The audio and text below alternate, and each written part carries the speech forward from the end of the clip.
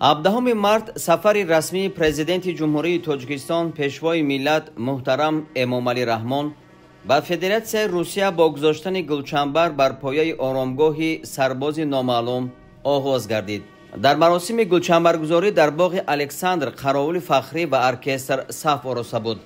Коменданти ҳарбии Москва оид ба саф кашидан ва омодагии горди фахрӣ барои баргузории маросими гиромидошти хотираи қурбониён ба президенти ҷумҳурии Тоҷикистон гузориш дод.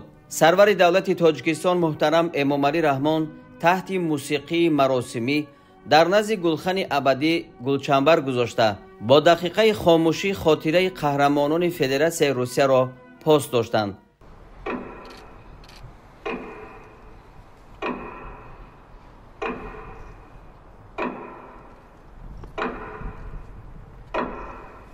сипас баъд аз садоҳои бонг ва дақиқаи хомӯшӣ суруди миллии ҷумҳурии Тоҷикистон иҷро гардид.